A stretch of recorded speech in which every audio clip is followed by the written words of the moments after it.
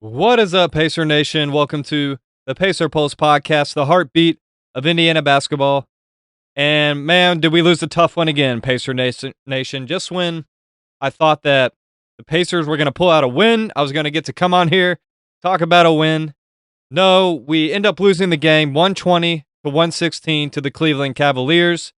And the Pacers had us fooled in this one. They had me fooled. They played a very solid 3 quarters going into the fourth quarter.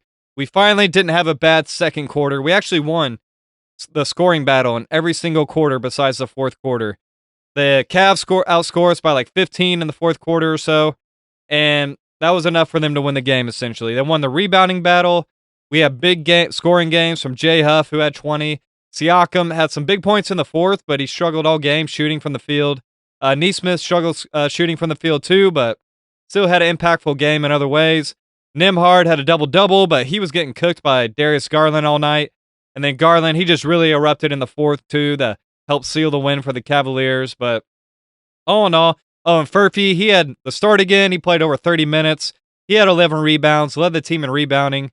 And Jarris Walker had a decent game. I mean, besides some plays here and there, but overall, pretty solid. Potter had a good game off the bench. Sheppard played okay. And TJ, he wasn't typical TJ this game, but was okay. So, all in all, not a lot to complain about from the guys as a whole. It's just we failed to show up in the fourth quarter. We did the same thing that we always do every single game. We have one quarter where we just cannot put the ball in the basket. Defense falls apart. And that's what cost us the game in this one, guys. That's pretty much what it was. But I'm going to go quarter by quarter, break down the good and bad that I saw throughout this game. And I'm going to start with the starting lineup tonight was Nembhard, Nesmith, Furphy, Siakam, and Huff. And I think it makes sense with Furphy. He kind of just fills a role as like the 3-and-D, technical 3-and-D guy in the lineup. I think he hit 1 3 this game at least. But he just was rebounding the ball like crazy, had some good defensive stops every now and then, really has some electrifying dunks in this game. So just imagine when we do get Obi Toppin back, and between those guys, they can really like make the crowd really get into it, both of those guys. And Furphy's already a big fan favorite too, so. But we see Huff get back into the starting lineup tonight, and he had a good offensive game. He was hitting his shots, finally hitting his threes, but his defense just wasn't there. He had like 2 rebounds this game.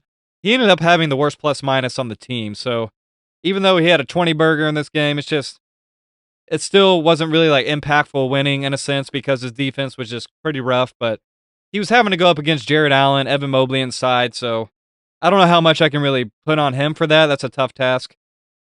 But to start this game, Siakam, he scores inside for our first points of the game. And then Huff, he hit an early 3-ball. And then Nembhard, he hits a nice mid-range shot from the baseline, and then Nembhard hit another mid-range shot. And Siakam, he drew a foul on Evan Mobley and he hit the and one, excuse me. And Mobley at this point got like 2 fouls, and like there was only like 7 minutes left in the first quarter. So already like 4 minutes into this game, Evan Mobley already had 2 fouls. And then Furphy, he had a corner 3. And Siakam, he had like an early 7 points. He really had it going early. And Furphy, he gets a steal and a fast break dunk. Like, Furphy has just some electrifying dunks this game. It was awesome to see. Probably one of his best games of his career. I'm going to go ahead and say that. It just sucks it ended in a loss. Oh, and by the way, we ended up getting our 13th loss in a row, which is a new franchise record. And Rick Carlisle still seeking that 1,000th win. I forgot to mention that in the beginning too, but this is now the longest active losing streak in franchise history at 13 games. And then Walker, he had a block on DeAndre Hunter jump shot. And then Walker hit a 3. He has been lights out from 3 since his last 19 shots or something like that. He has been electric from 3 lately. And Ethan Thompson got the sub later in the first quarter. And I put question mark by it because I don't understand. Like, he has some decent plays at the end of this game, but I don't understand why he's playing ahead of Cam Jones. Unless Cam Jones is hurt and I didn't know, but I didn't see his name on the injury report. So it's just like, why are we playing a two-way player over our second-round pick that we traded to get? So I didn't really understand it. And I'm not trying to nitpick, I guess. This is like my major complaint in this game. It's like, we have to play guys that we think we can see on this team next year. And Cam Jones, clearly we saw enough to be like, hey, we made a commitment by trading up to get this guy. Clearly we saw something, so I don't know why he's not getting the burn, regardless if we're trying to win or not. We're 6-30. Like, come on. Like, just play the guy. Let's see what he can do. That's what it should be about by this point in the season. I mean, when we're 36 games in, I know we're not halfway yet, but we have no shot of making the playoffs. I'm not trying to sound pessimistic, but that is probably the most realistic outlook you could have on the team right now. So at least see what you got in our young guys. So that was questionable. I didn't understand that at all. Just randomly throwing him into the game again, Ethan Thompson. But Walker, he gets a dribbling. Oh yeah, he got into this like, I don't know, over dribbling at the top of the key, and the Cavs kind of like crashed on him a little bit, and it was towards the end of the shot clock, and he had to throw up a shot, and it was like a one-handed prayer to like try to hit the rim. Very ugly sequence and play.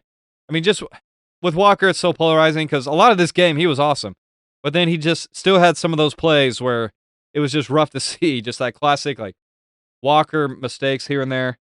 Then TJ, he hit a three, and the defense was just holding up so far, was looking solid. And at the end of the first quarter, we were up. Sorry, I'm pulling up my notes. So we were up 22-28 at the end of the first quarter. And we were shooting 46% from the field, 44% from three. We had 7 assists to their 6. And the Cavs were shooting 42% from the field, 50% from three. And we had 13 rebounds to their 9. They had 0 offensive rebounds. We had 3. We had 2 steals to their 1. Each team had 0 blocks. We had 3 turnovers. They had 4. Points off turnovers. We had 9. They had 3. So we're beating them in that category. Bench points 7 to their 2. We were beating them there. Points in the paint actually leading so far, which is surprising. But it's because Jay Huff had like a pretty awesome game at first here in the first half. So we were really leading the points in the paint at first. We had 12. They had 10. And then scoring leaders and stat leaders after the first quarter. Nesmith, he had 2 points, 4 rebounds, and assists. Nembhard, 4 points, 3 assists. Johnny Furphy, 5 points, 4 rebounds, and assists, a steal. Siakam, 7 points, 2 rebounds. J Huff, 3 points, 1 rebound. Walker, 3 points and a rebound.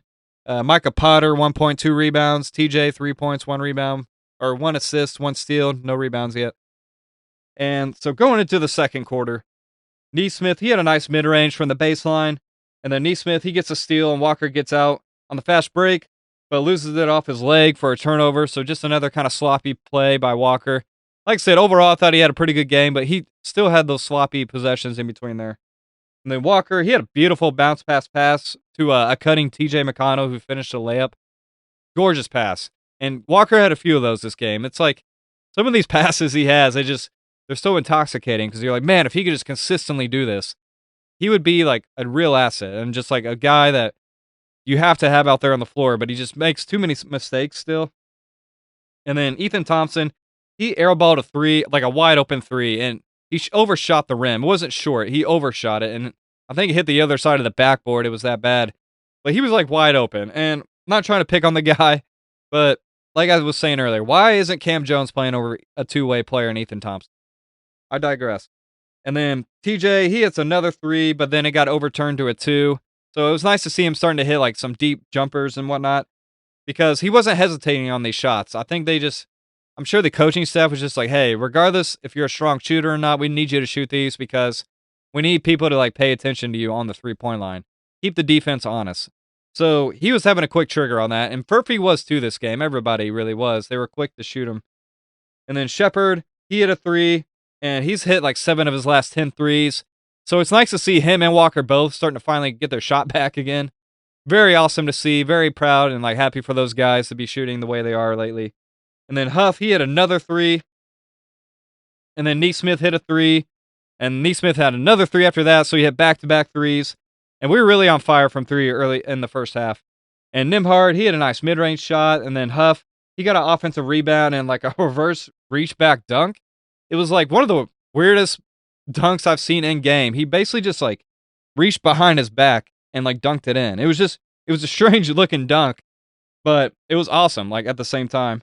And then Nesmith, he had a nice drive and a dump off pass to Huff, and who finished with like a 360 dunk inside the lane. And then Furphy, he had an offensive rebound, and he had like 8 rebounds so far in the game, and that was before halftime. Then Huff hit another 3, and we hit 10 threes in the first half of this game. So going into halftime, we were up 60-53. The field goal percentage, we were 47%, and 3-point, we were shooting 46% from three, so awesome numbers. The Cavs, 51% from the field, 46 from three, so they were shooting lights out too. We had 17 assists, they had 14. We had 23 rebounds, so they're 18, so we were actually winning the rebounding battle at halftime. Offensive rebounds, we had 5, they had 1, so we were winning that as well, which is awesome to see. Steals, we had 6, they had 2. Blocks, they had 3, we had 1. Turnovers, they had 8, we had 6, and we were capitalizing off those turnovers early. We had 11 points off turnovers, they had 5. Bench points was pretty even, 17 to 14, we had 17. And points in the paint, this is where they started like winning the battle here. They had 28 points in the paint, we had 20 at halftime. And then the stat leaders, Nesmith, he had 10 points, 6 rebounds, 3 assists, a steal. Nembhard, 6 points, 1 rebound, 6 assists, a block. Furphy, 5 points, 8 rebounds, 2 assists, 1 steal. Siakam, 9 points, 2 rebounds, and a steal. Huff, 13 points, 2 rebounds. Scores 10 points in that quarter alone. Really helped carry us in that quarter. Huff, yeah. Put us on his back in the second quarter. And it was our first, like, actually good second quarter in a long time, it feels like. So that's why I was so encouraged in this game. Like, wow, we've actually put together a couple good quarters. It was turning in the right direction, it seemed. Sheppard, he had 3 points, 1 rebound, 1 assist, 1 steal. TJ, 7 points, 3 assists, 2 steals. Micah Potter, 4 points, 2 rebounds. Jarrett's 3 points, 1 rebound, 2 assists. And then Ethan Thompson had 0 points, 0 rebounds, 0 assists in 5 minutes. Like I said, he has some good stops at the end of this game. But still, I think Cam Jones should be playing over him at this point. So going into the third quarter, Huff comes out, hits another 3. Like, he rediscovered his 3-point shot this game. Then Nembhard, he throws the ball away, loses his handle. Nembhard has one of these just about every game where it's just, he just loses the ball. It's like, it's not really forced even. It's just he somehow loses his handle, or I don't know what it is, but he just coughs it up. So it was one of those Nembhard plays this game. So, I mean, I can't knock him because he had 10 assists. It was an amazing assist game for Nembhard. And then Huff, he had a drive and spin move on Mobley and hits like a teardrop. It was kind of an insane finish over the defensive player of the year from last year. So it was pretty crazy to see him hit that. And Siakam, he had a drive and gets the and-one finish, but he missed the free throw. And Siakam, he had a drive and dump off to a cutting Furphy who had a two-handed dunk in the paint. Just electrifying dunks from Furphy this game. So awesome to see. I loved almost everything about Furphy this game that he did. I mean, I thought he was awesome. He deserved every minute that he played. And he actually played crunch time minutes, and he deserved it. Then Nembhard, he had a steal and a pass to Furphy in transition, who finished with a layup. And then Siakam, he had a rough turnover here. And Furphy, he had his 10th rebound in the third quarter with like 7 minutes left. So already double-digit rebounds early in the third quarter. He easily led the team tonight in rebounding. Then Huff, he has 20 points with like 7 minutes left in the third quarter. So he had all his points pretty much in the first 3.5 quarters of this game. So he didn't really do much in the fourth. And then Nembhard, he hits the mid-range shot. Walker, he had a beautiful pass to Sheppard, who hit the like corner 3. Like, it was this awesome play where like they were starting to play zone on us, and Walker cuts to the free throw line, gets the ball, and he just kind of whips it almost somewhat without looking in front of his face over to Sheppard, who was in the corner, and just buried the 3. It was a beautiful play. And then Nesmith, he had a drive inside, and he just forces the shot, and he gets blocked at the rim. He had just kind of a rough shooting night, but he still impacted the game on defense and rebounding, and he had some assists, so he was still a plus-minus positive in this game, but did not shoot well at all in this game. And then TJ, he had a drive and kicks it out to Potter for a 3. And I continue to like what I see from Micah Potter. I mean, he's not going to be like a world beater, but maybe he could be a good contributor off your bench even. Like, maybe he could be a second-string center, third-string maybe. I don't know. At this point, I know Huff had 20 in this game, but I'm still almost preferring like Micah Potter over Huff as of right now. And then Nesmith, he gets stripped as the Cavs finish a fast break layup, so another Nesmith turnover. And then Walker, he hit another 3. He's hit like 13 of his last 19 threes at that point in the game. So, I mean, just really bouncing back with his jump shot. It's been awesome to see. And even if the other games, like parts of his game are lacking so far, it's good to see a shot coming around. And just seeing him hit 13 of 19 is just a crazy turnaround from what we've seen most of the year. But then Potter, he had a good defensive play on Evan Mobley at one point, which was awesome to see. And then Nesmith hit a three. Nesmith, he draws a charge, so awesome back-to-back plays from Nesmith. Then Sheppard throws a bad turnover. And then Nesmith, he had a drive, and he gets stripped for a turnover. So pretty rough turnovers in the third quarter. Sloppy play, but all in all, we still won the quarter. And after the end of the third quarter, we were up 93 to 84. We were shooting 49% from the field, 50% from three. The Cavs, 52% from the field, 39% from three. And the assists, we had 27 to their 23. Rebounds, we started losing the rebounding battle. They had 31, we had 27. Offensive rebounds, they were winning the offensive rebounds now. They had 7, we had 6. We had 8 steals to their 4, 2 blocks to their 5. Turnovers, we had 10 to their 13, and we had 13 points off turnovers, but they had 10, so they're kind of catching up in that category. Bench points, we had 30 points off the bench. They had 25. Points in the paint, we were starting to get kind of killed in points in the paint here. We had 30 points in the paint. They had 44. But to be up 9 at this point still, pretty awesome. And then after the third quarter, Nesmith, he had 13 points, 7 rebounds, 3 assists, a steal. Nembhard, 8 points, 1 rebound, 9 assists, a steal, a block. Johnny Furphy, 9 points, 10 rebounds, 2 assists, and a steal. Siakam, he had 13 points, 3 rebounds, 2 assists, 2 steals, and a block. Huff, 20 points, 2 rebounds, and assists. So really scoring the ball, hitting his 3-ball again this game. Sheppard, 6 points, 1 rebound, 1 assist, 1 steal. TJ, 7 points, 6 assists, 2 steals. Micah Potter, 11 points, 2 rebounds. Walker, 6 points, 1 rebound, 3 assists. And even at this point, at the end of the third quarter, Walker was essentially like our 9th man. I mean, he had the least amount of minutes of everybody that's played so far. So that's pretty telling to me. I know Furphy was having an awesome game too, so I know he's probably just riding the hot hand at whoever's playing the best during the game. Rick is, but Johnny Furphy had 25 minutes at this point in the game, and Walker only had 11. So that's something I wanted to keep an eye on to see if he was going to continue to get more minutes than Jarris, and it'll be curious to see, especially once Ben Mathurin comes back, how that shakes out too. If it's going to continue to be that trend, are we going to see Walker get less and less playing time, even though he's shooting better from 3? He still isn't even getting more playing time than Furphy. So that just shows you that maybe Walker in other aspects of the game isn't really doing what he should be doing. Even though he had some awesome passes tonight, he still has crazy turnovers. He still isn't rebounding the ball at a high level. Still has some questionable shot selection. So just something to keep an eye on. So going into the fourth quarter here, this is where things get ugly, guys. Pacer Nation, it gets ugly in the fourth because I was highly encouraged. We had 3 consecutive great quarters where we won each quarter. So I'm like, all right, maybe this is when we actually put together a complete game for once. But we said not so fast. We come into the fourth quarter, lay an egg. But at the beginning of the fourth quarter, Ethan Thompson was in again. Like I said, why is he playing over Cam Jones? I don't know. Especially after one of the press conferences after the game, a couple games ago where Cam Jones played and Rick had pretty high praise for him. He was just it just seems like a lot of good things happen when Cam Jones is out. So I was thinking, maybe this means Cam Jones is going to get more minutes. He's going to be trusted to be out there a little more.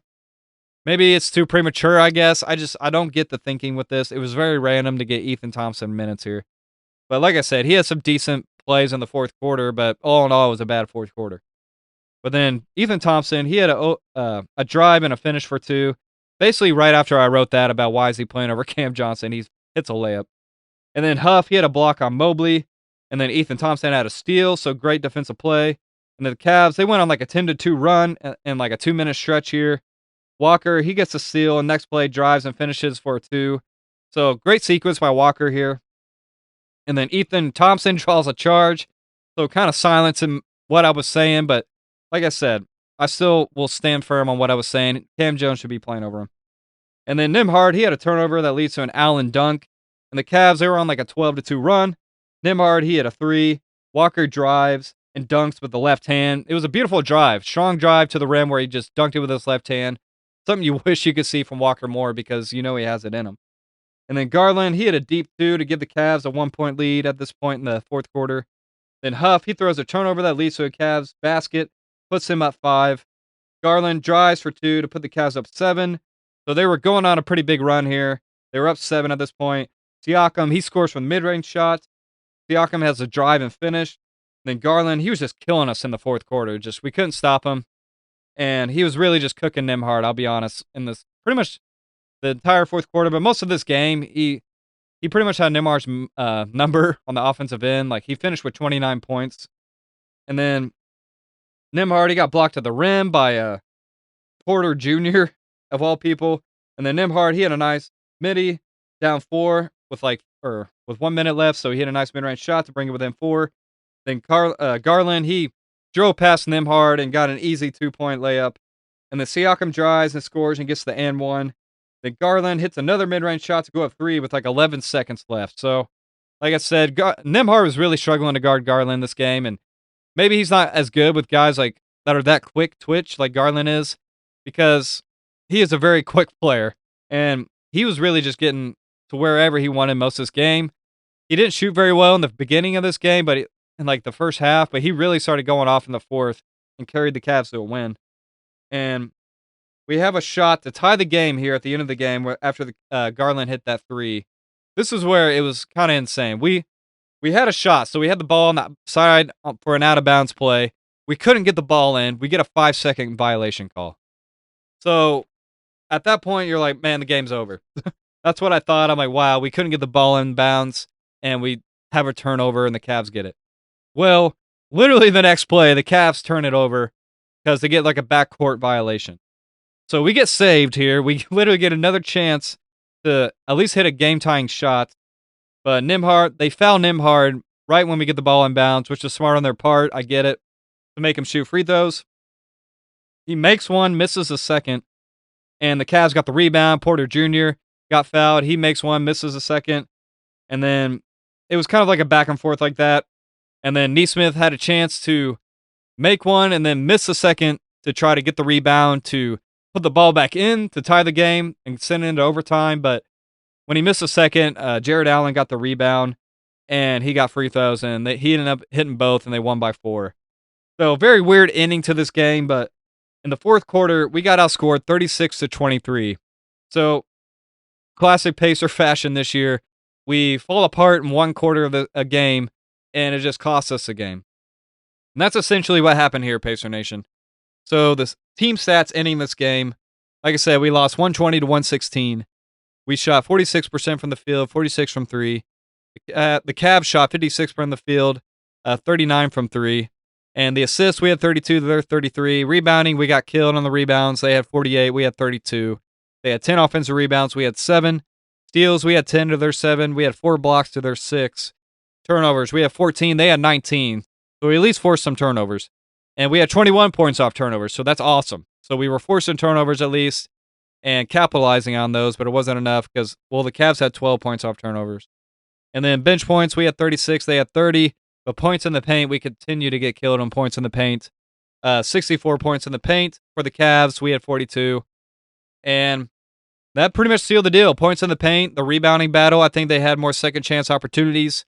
And then just the fact that we couldn't put the ball in the basket in the fourth quarter, and we just couldn't defend Garland at all. Like I said, I think we just really struggled guarding him in this game after a certain point. And it was just too much for us to overcome. So the stats after the game from the guys. So Nesmith had 14 points, 8 rebounds, 4 assists, a steal. Nembhard, 15 points, 1 rebound, 11 assists, 1 steal, 1 block.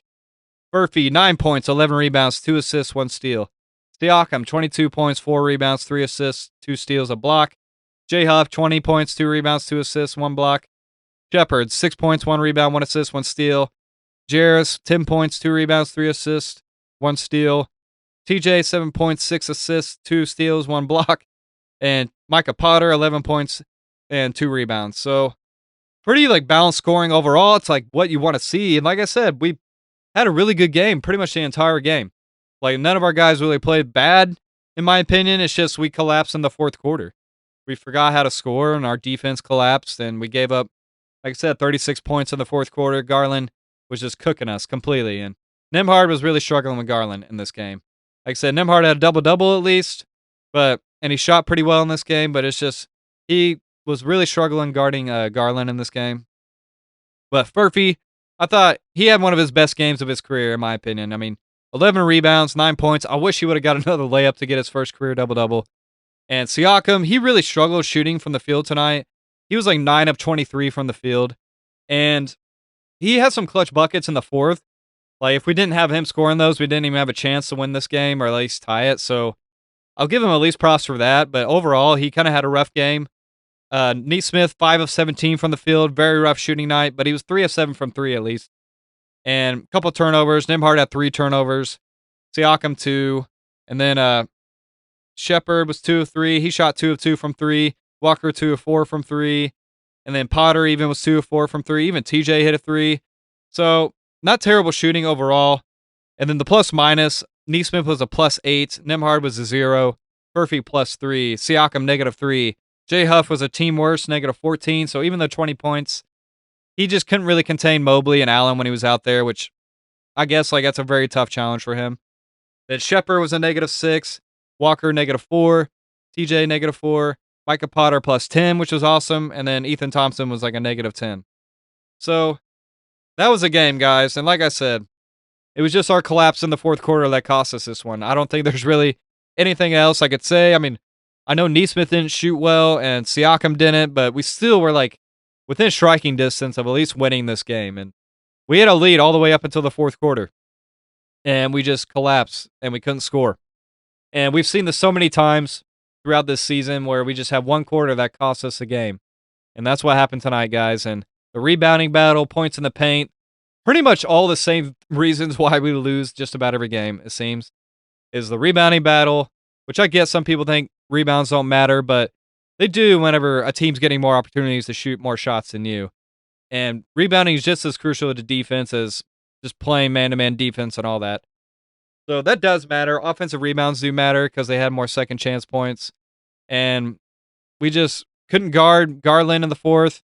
And pretty much everybody on their team, I mean, essentially in the fourth quarter. It's just we kind of collapsed, guys. But I want to shout out Furphy. He had one of his best games, I thought, of his career. Played 31 minutes. Was in the closing lineup at the end of this game, which was awesome. Nesmith still had some good defensive plays. Rebounded pretty well. Siakam clutch scoring in the fourth at least. Hit a few baskets to really keep us in this game, but struggled pretty much overall this game. Huff finally starting to hit his threes again. So I'm trying to pinpoint the positives here, guys. But he was 4 of 7 from 3, so I'll take that for what he's been pretty much the last, I don't know how many games now, where he hasn't really shot very well. And good play from Micah Potter still. I want to give him props. Walker, better game. Still defensively, I don't know. He just shows like really high flashes and then it's really low flashes. So I would say overall better Walker game, even though he did have some pretty low lows in this game. I would still take what I got out of him tonight. Sheppard, continue to shoot better from 3 at least. And then, who am I missing? Nembhard, still dropping dimes. He's got 11 assists this game to only 3 turnovers, so that's pretty good. Shot better this game too. It's just he was really struggling to guard Darius Garland this game. And then TJ McConnell had a pretty decent game. It's just everybody played decent. I just don't think anybody really played awful. And like I was saying consistently throughout this podcast, I don't know why Cam Jones isn't playing over Ethan Thompson. I mean, I get Ethan Thompson, I think, played 10 minutes this game or whatever it was. But still, that's 10 minutes Cam Jones could have got. That's some serious learning experience he could be getting. And you can't tell me he's going to be worse out there than Ethan Thompson. You just can't. So that's pretty questionable to me by Rick Carlisle. And like I said, guys, this is our 13th loss in a row, most in franchise history. So, yeah, we made the NBA Finals, Game 7, and then literally this next year, we had the worst losing streak in franchise history. And we play the Hornets on Thursday, who just beat the Thunder by 30. So I'm not feeling too great about that game as of right now either. We just have to wait and see, Pacer Nation. Maybe we can finally break this losing streak. But man, being 6-31, who would have ever thought? And I know people are pro tank, but at this point, it's okay to win some games. We're pretty securely in a top 3 position for lottery odds. I mean, even if we win 10 games at this point, we're still going to have pretty high odds. So it's just, I don't know, it's fine to win some games at some point, Pacer Nation. And I would like to talk about some wins. I've talked about 6 wins on the entire year.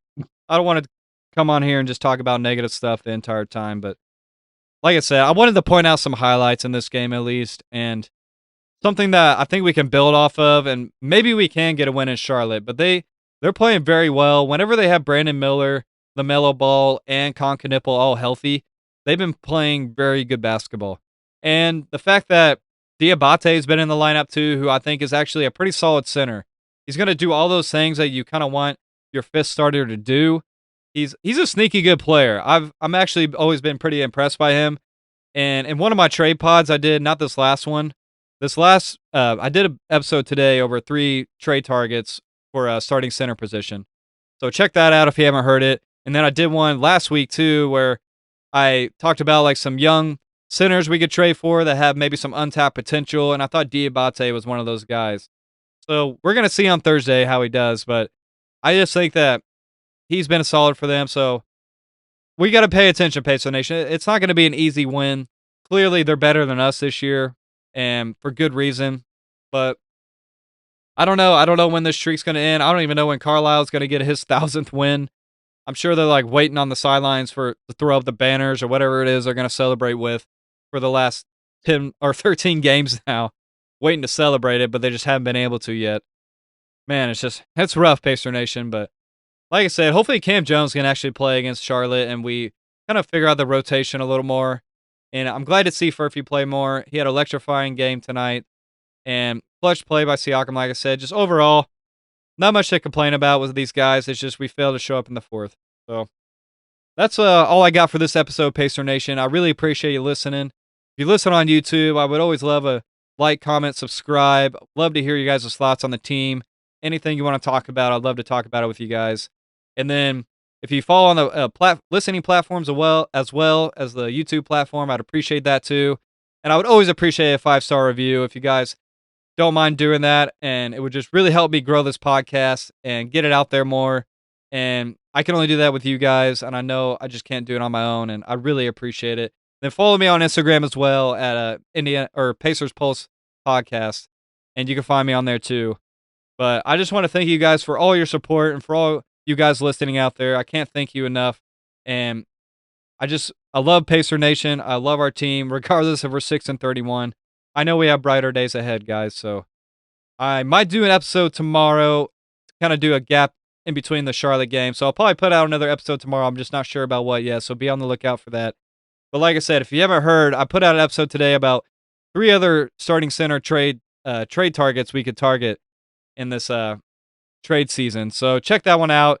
Pretty interesting. Some other names that you maybe haven't really heard of or thought about. Some of the guys I've just thought about would be cool upside swings. One guy's kind of just a steady vet that I think would fix a lot of our deficiencies that we have right now. So always feel free to check that out. But I can't thank you enough, Pacer Nation, and I will talk to you soon.